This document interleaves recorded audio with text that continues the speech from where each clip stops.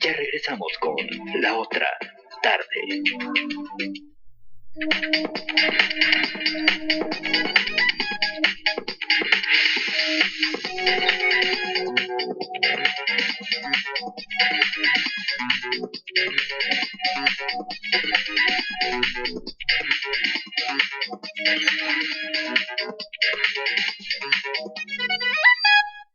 Gracias por continuar con nosotros. Les recordamos los teléfonos en el estudio 2020-8865. Tenemos 5 pases dobles para Planetario Alfa para que nos llamen. Y bueno, hoy es viernes y están aquí con nosotros Marco Carrión y Arturo Ortega para platicarnos de las palabras de casa. Palabras de la casa, desde la casa, pero seamos amigables, decíamos ahorita, por favor. Sí, pues, hay que pensar en cosas buenas, cosas tranquilas, son tiempos de tranquilidad, pero decíamos, son tantas que a lo mejor no vamos a alcanzar ni siquiera a meternos a la casa, vamos a quedarnos con las palabras que están por fuera.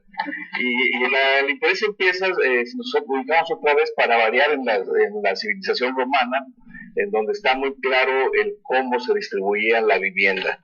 Para empezar, el gran señor vivía en el domus. Donde Marco, pues platícanos ahí de domus, que es lo que tendríamos. Sí, antes la gente en la antigua Roma no habitaba en una casa, sino un domus. Por eso es que nosotros tenemos un domicilio. Muy bien. ¿No? Ya ves que dicen cuál es tu domicilio, viene de esta palabra domus, que está emparentada con dom, que tiene que ver con el Señor. Ahí vienen palabras como domingo, ¿no? Que es el día del Señor. Entonces el domicilium era el lugar en el que cultivaba el Señor, ese era el hogar central para una gran familia, y esa es la palabra domo, que nos da domo, domicilio, domingo, en fin. Sí, y además es interesante ver cómo de esa palabra domo, que en origen encierra el concepto de construir, por eso toda la palabra domo ahí nos queda como una parte de una construcción.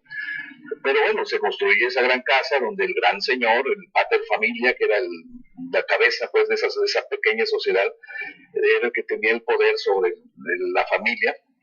Y entonces vemos cómo se derivan esas voces que encierran ese poder, simplemente la palabra domesticar, que ahora lo aplicamos muchas veces hasta con los animales, ¿no? Pero eso es poder, dominar, ahí está la otra, domar. Hablamos de la raíz dom, esa es la raíz, y de ahí surgen todas estas. De ahí vienen todas estas. Sí. Y claro, el señor era el dueño, ahí tiene exactamente la misma raíz. Y la esposa, pues era la dueña, que después significa a doña. Si decimos doña Chole, bueno, pues ya no es ninguna doña, pero es herencia de toda de ese concepto de palabras. Y luego, si era la hija del gran señor, era la doncella. Entonces, fíjate cómo se empiezan a derivar esos nombres que encierran a la élite de ese grupo, vamos, en la sociedad romana. Porque los demás, los que no eran de la alcurnia, los que estaban en la servidumbre, entonces ellos tenían que irse a vivir a casas, ya no domos, eran residencias pobres. Ok, es la diferencia. Que ahí en su origen la palabra que es un lugar cubierto. Entonces el señor vivía en el domus y la servidumbre en casas. Okay. La misma raíz de casas la encontramos en choza, choza, si te pones a oír, se parece. Pero fíjate que ahí está interesante porque esto del castillo se deriva porque en esa casa, cuando había actividad militar, pues andaban en los campos y hacían sus casitas, pero en el ambiente militar le llaman castrum. Por eso ahí viene que digamos castrense a cosas que tienen que ver con el ejército, claro, que eran cosas que tenían su campamentito, su techito, su castrum, que después se convierte en concepto de ya un lugar más fortificado, entonces se convierte ya en castrillo, que después queda en castillo. Y que después, donde hay muchos, la ciudad se llama Castilla, y después la lengua que se habla allí le llamamos castellano. Entonces, cómo se va derivando, entonces hasta en el castellano está esa raícita de casa. Ahí todavía estamos por fuera. Sí, claro, seguimos afuera. Bueno, para entrar un poquito podríamos hablar de la palabra hogar, que a mí me gusta mucho porque está emparentada directamente con focus, que es fuego. Entonces el hogar era la habitación donde mantenías un brasero o un fuego, o sea, era donde proveías el calor de hogar, ¿no? Y que está emparentada con otras tantas palabras que tienen que ver precisamente con el fuego, como el foco. Y por ejemplo, residencia tendrá que ver también con domicilio. Claro, sí, porque residencia viene del verbo latino residere, que si lo partes es re, quítale re, es sidere es establecerse. De ahí viene sede, cuando es la sede de algo es donde se va a establecer algo. La silla. La misma palabra silla es donde te sientas, donde vas a posar y ahí desde ahí vas a estar. Y residencia pues es el lugar en donde permaneces, donde vas a estar, donde normalmente está tu tiempo de reposo, ¿verdad? Sí. Pues sí, está interesante porque hay palabras similares. Por ejemplo, una que me gusta mucho a mí es la palabra del verbo manere, se deriva mancio en latín. Y de ahí nos dan un brinquito y ya llegaste a la mansión. ¿Y cómo nos imaginamos la mansión?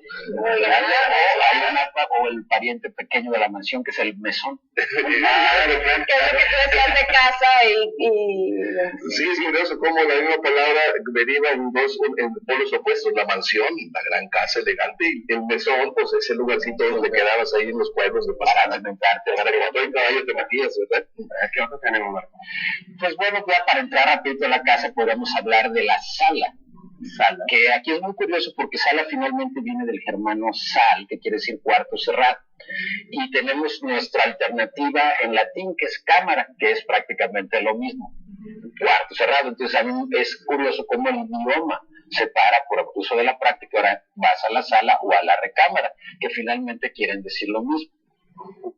A ver, pues así regresándonos afuera, esta la palabra también lo llamamos vivienda porque pues ahí se vive, es muy lógica, ¿verdad?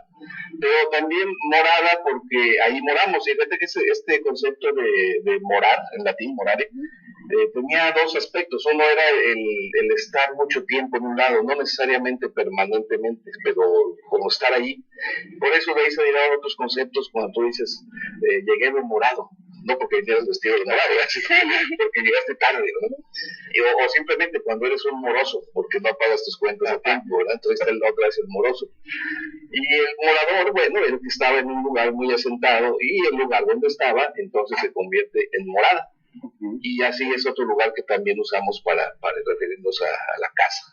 Ahorita que hablabas de la palabra hogar, y que tendría que ver con fuego y focus y demás. Hoguera, ¿tiene que ver con esto? Sí, focus, que esta es una de esas palabras donde el F se convierte en H y nos da toda una familia de palabras con H ahora como hoguera, que originalmente estaban más cerca de focus. Okay. Y en relación a las palabras de casa, ¿cuál sería la palabra adecuada? ¿Cochera o garage, por ejemplo? Pues yo aquí pienso que para fines de nuestra lengua española, pues es más adecuado la cochera, porque pues, coche es una palabra más castellana, garage es más bien un anglicismo. Pero igual en nuestra lengua también se nutre de anglicismo. Nosotros no somos de los que estamos así no somos puristas, ¿no? Entendemos que el lenguaje se va construyendo así con esas variantes, ¿verdad? Muy bien, pues ya nos vamos. ¿Nos quedan cuántas palabras? La ventana, la puerta, y bueno, y podemos entrar pues, el mobiliario, que nada más repito es padre porque hablamos del inmueble, porque es lo que no se mueve, que es otra manera en que nos referimos a las casas y edificios. Claro. Bueno, pues nos prometen para vuelta de año la lista, nos prometen cuarto por cuarto. Muchísimas gracias a todos ustedes, a Marco Gerrón, por acompañarnos este día viernes. Vamos a una breve pausa. La próxima semana también van a estar con nosotros hablándonos de unos temas muy particulares que tienen que ver con la Navidad y con el Año Nuevo. Así que la próxima semana estén muy al pendiente de lo que nos va a decir Arturo y Marco. Hacemos una breve pausa y regresamos con más.